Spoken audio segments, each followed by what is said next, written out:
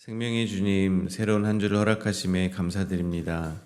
이 시간 어제 나를 하나님 앞에 자복하며 회개의 기도를 드립니다.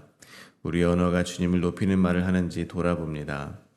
우리 언어가 주님을 높이지 않고 나 자신을 높이는 데 사용되었음을 고백합니다. 회개하오니 용서하여 주시옵소서. 말씀을 전하고 듣는 이 시간 성령님의 도움을 구합니다.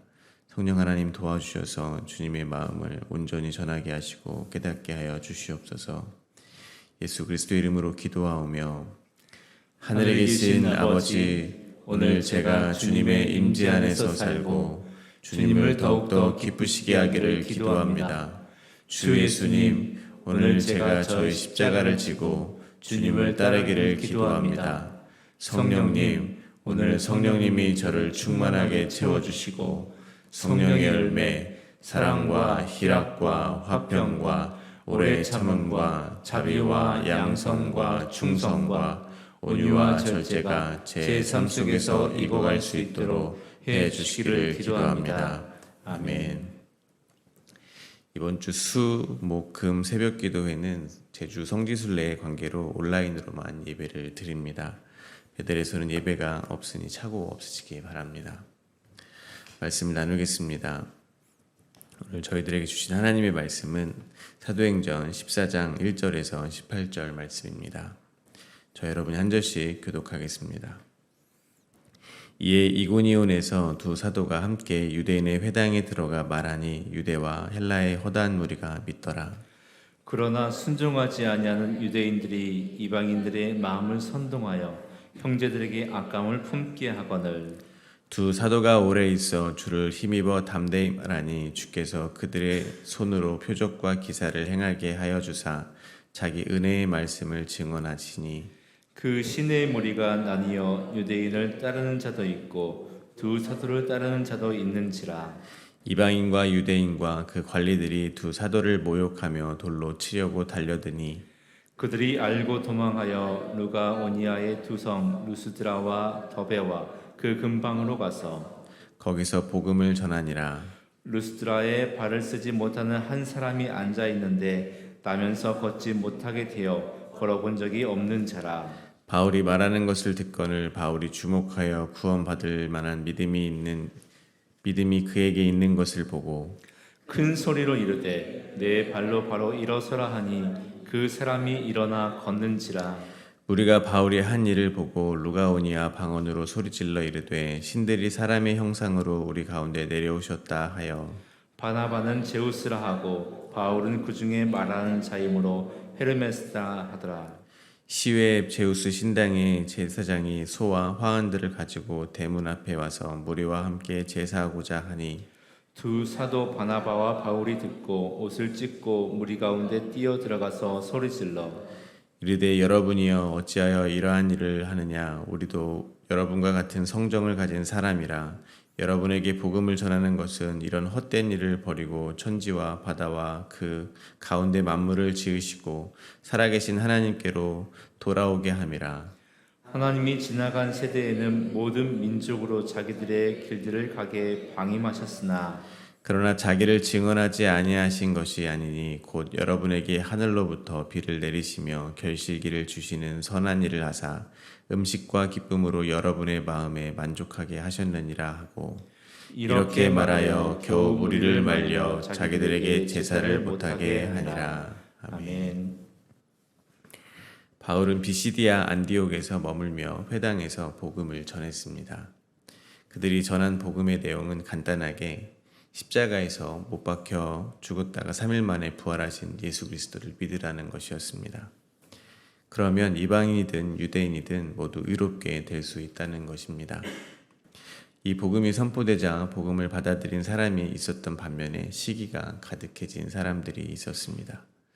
바울과 바나바가 이에 굴하지 않고 복음을 이방인에게 전하자 유대인들은 경건한 부인들과 유력한 자들을 선동하여 바울과 바나바를 박해하고 그 지역에서 쫓아냈습니다.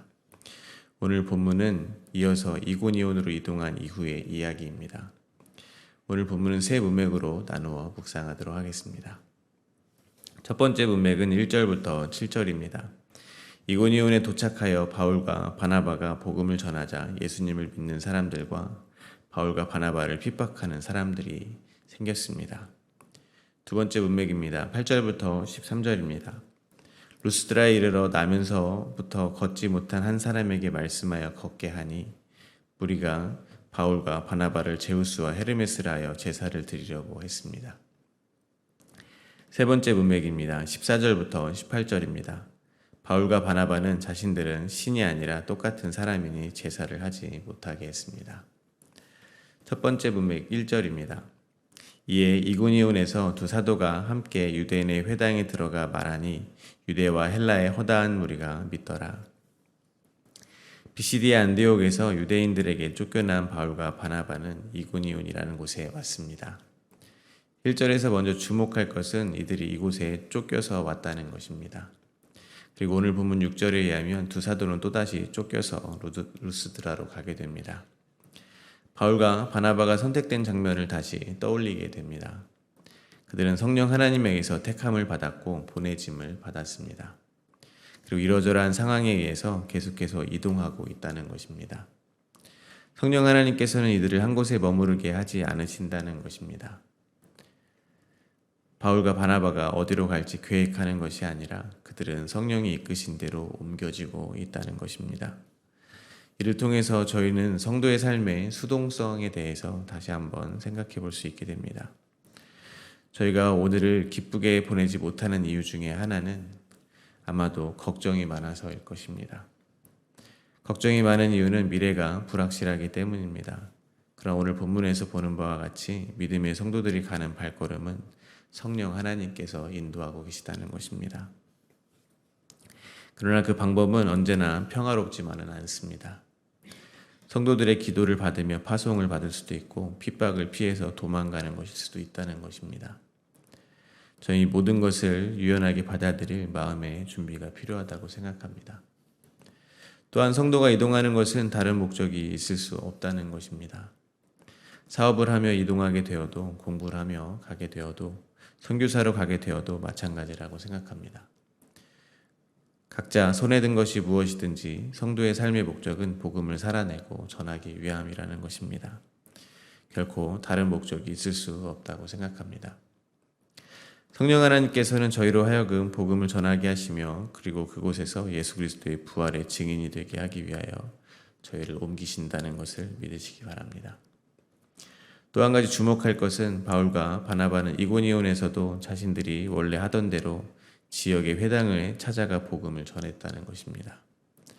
회당이 있다는 것은 그 지역에 10명 이상의 유대인들이 모여 살고 있다는 말이 된다고 합니다. 이는 예수님께서 말씀하신 약속이 떠오르게 합니다. 성령이 임하시면 권능을 받고 예루살렘과 온 유대와 사마리아와 땅끝까지 이르러 예수님의 부활의 증인이 되게 하신다고 말씀하셨던 말씀이 떠오릅니다. 예루살렘에서 성령이 임한 그리스도인들은 흩어져 유대인들의 회당에 가서 복음을 전한 것입니다. 그리고 때가 되니 유대인이 없는 완전한 이방인의 땅에 가서 복음을 또한 전하게 하고 계시다는 것입니다. 오늘 본문에서 두 사도가 핍박을 피해 도망한 루스드라라는 곳은 유대인이 살지 않는 곳입니다. 그래서 그곳에서는 회당부터 말씀을 전하지 않고 광장에서 복음을 전하는 것입니다. 이를 통해서 성령 하나님이 주도하여 복음이 신실하게 퍼져나가고 있음을 바라볼 수 있습니다. 마찬가지로 저희 같은 성도의 삶은 지금 보면 쫓겨다니는 것 같고 저희 마음대로 안 되는 것 같을 수 있다는 것입니다. 그러나 분명 지금까지 걸어온 길을 돌아보면 성령 하나님의 인도하심을 발견하게 된다는 것입니다. 그래서 저희들의 과거에 일어났던 모든 일들은 일어나선 안 되는 일은 하나도 없던 것입니다. 모두 나를 주님께 인도하는 데 필요했던 일임을 고백하게 되시길 바랍니다. 저희들의 인생 자체가 성령 행전이었음을 고백하게 될 것입니다. 이어서 2절부터 5절까지는 복음이 선포되는 곳에서 복음을 받아들인 사람들이 있었던 반면에 비시디아 안디옥에서와 같이 그들을 반대하는 사람들이 있었음을 알 수 있습니다. 근데 3절에 의하면 두 사도가 핍박이 있었음에도 그곳을 바로 피하지 않고 오래 있어 주를 힘입어 담대히 복음을 전했음이 기록되어 있습니다. 한 가지 저희들의 신앙생활에 적용해 볼 만한 것은 이것입니다.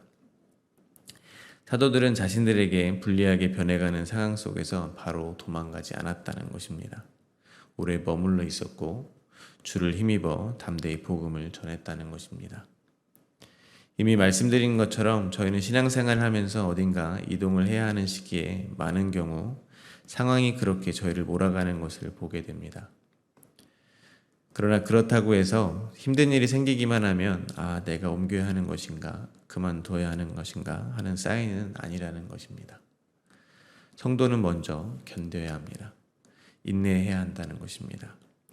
정말 옮겨갈 수밖에 없는 상황이 되면 주님은 반드시 저희를 옮기실 것을 믿고 지금의 상황이 어렵더라도 참고 견뎌야 한다는 것입니다.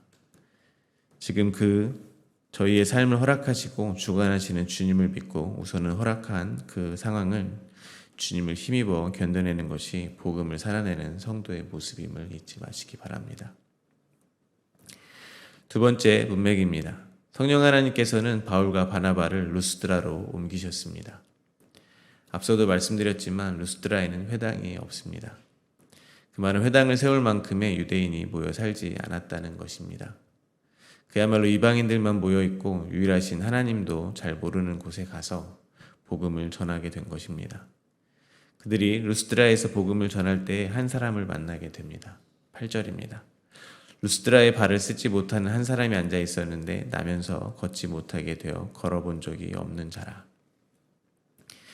베드로와 요한에게 성령이 강림한 후 사람들에게 복음을 선포하고 예루살렘 성전에 올라갈 때 오늘 본문과 동일한 일이 있었습니다. 나면서 못 걷게 되는 사람을 걷게 한 것입니다.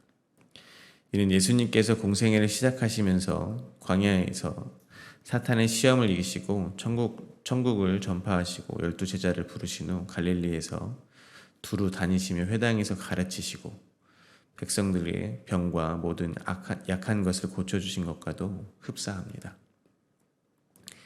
그러니까 유대인들에게 동일하게 완전한 이방 지역인 루스드라에 천국 복음이 선포되면서 이방인들에게도 천국에는 더 이상의 아픔과 고통이 없는 곳임을 먼저 그려주고 있다는 생각이 듭니다.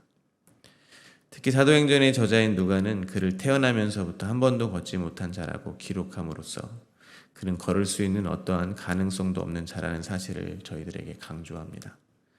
아무것도 할 수 없는 그가 할 수 있는 것이라고는 그가 알고 있는 신들에게 긍휼을 구하는 것뿐이 없었을 것이라는 것을 어렵지 않게 추측할 수 있습니다. 그런 그가 바울이 전하는 복음의 소식을 들었을 것입니다. 9절입니다.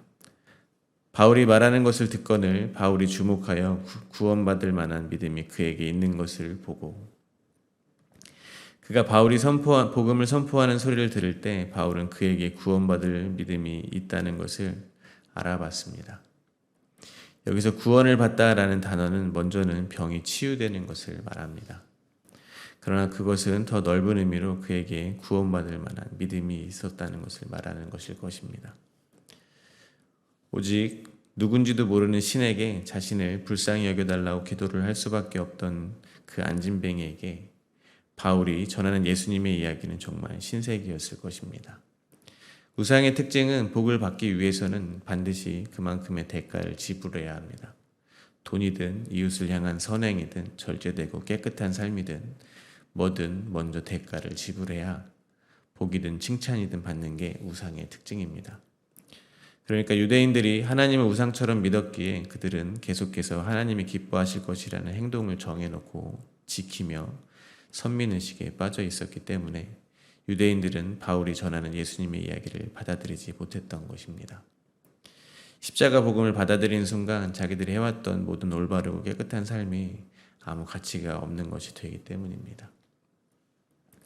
나면서부터 걷지 못하던 그가 들었을 이방인의 신들도 마찬가지였을 것입니다. 그런데 선천적 장애인인 그는 할 수 있는 것이 아무것도 없으므로 당연히 좌절했을 것입니다. 이방신에게는 뭔가 먼저 할 수 없는 사람이었기에 이방신에게 긍휼을 기대할 수 없어 좌절했을 것입니다. 그런데 바울이 전하는 예수 그리스도의 십자가 복음은 달랐던 것입니다. 그가 믿기만 하면 된다고 하니 눈이 커지고 귀가 쫑긋해졌을 것입니다. 바울은 그 절박한 심령의 안진뱅이를 주목하여 본 것이고 그가 바로 하나님께서 영생을 주시기로 작정한 자임을 알아본 것입니다. 다 하나님의 은혜라는 것입니다. 그러나 바울이 그를 알아본 것을 소위 바울의 영성이 그만큼 뛰어난 사람이기 때문이라고 여기지 않게 되시기를 바랍니다. 사람에 대한 그런 식의 접근은 결국 그와 나를 또 다른 존재로 만들어내게 됩니다. 오늘 본문 11절에서 바울과 바나바를 또 다른 신으로 여겨 제사를 드리려고 하는 행위와 본질적으로 다르지 않다는 것을 잊으시면 안 됩니다. 그저 이 모든 것이 성령 하나님의 역사라고 받아들이시기를 바랍니다. 그렇다면 저희들의 삶에도 이러한 일은 동일하게 일어날 수 있습니다. 언제 일어나겠습니까? 바로 성령 하나님이 원하실 때 일어나게 되어 있습니다. 바울은 구원받을 믿음이 있는 그에게 선포합니다. 10절입니다. 큰 소리로 이르되 내 발로 바로 일어서라 하니 그 사람이 일어나 걷는지라.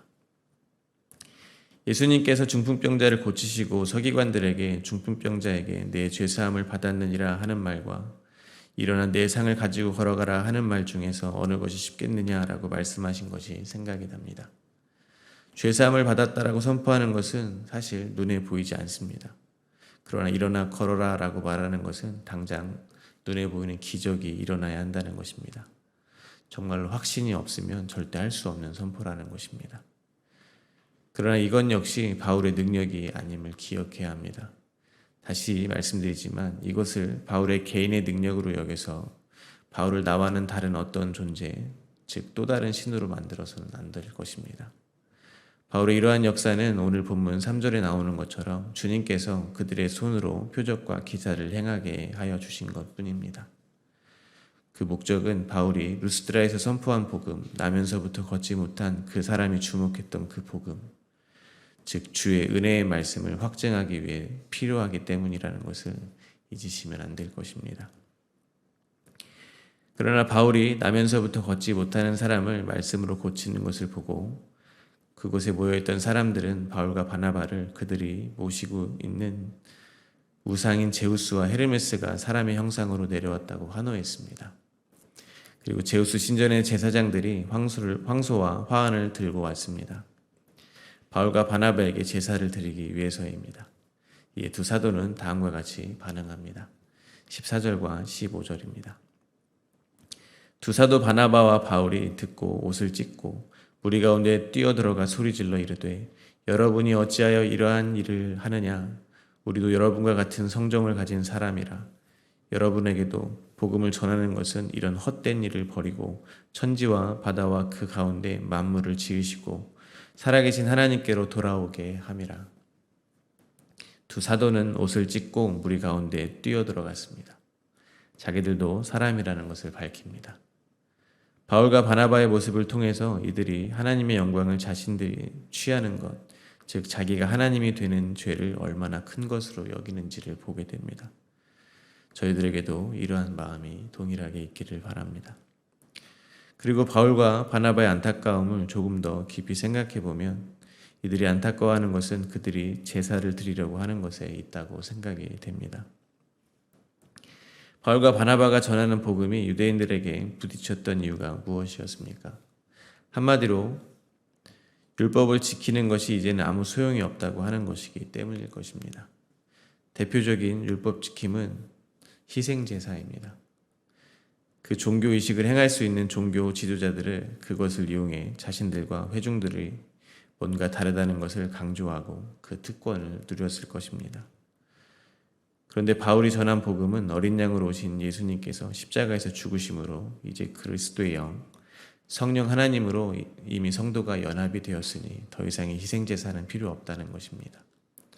그런 율법을 열심히 지키며 그렇지 않은 사람들과 차이를 만들며 살았던 유대인들이 예수 그리스도의 복음을 반길 리가 없었던 것입니다. 마찬가지로 바울과 바나바가 루스드라에서 복음을 전하고 선천적 장애인을 고치신 것은 그들이 하나님도 아닌 우상신에게 절하고 제사를 드리는 헛된 일을 이제 그만 버리고 천지와 바다와 만물을 지으신 살아계신 하나님께 돌아오게 하기 위함이었습니다. 그런데 이들은 유일신 하나님도 아니고 우상에게 제사를 드리는 것입니다. 심지어 복음을 전한 바울과 바나바에게 제사를 드리려고 하니 그 마음이 참담했던 것은 아닐까 생각해 보게 되었습니다. 그리고 바울과 바나바는 그들에게 비를 내려주시고 때가 되면 열매를 맺게 하여 넉넉한 양식을 주어 그들의 마음을 기쁘게 채워주신 것은 제우스가 아니라 바로 창조주 하나님이었음을 선포합니다. 그리고 그 목적은 하나님께서 모든 민족에게 자신에 대해 증언한 것이라고 전하며 겨우 그들이 자기들에게 제사를 드리지 못하게 한 것입니다. 그러므로 저희도 성경을 보며 바울과 같은 사람을 또다시 신처럼 만들어서는 안 될 것입니다.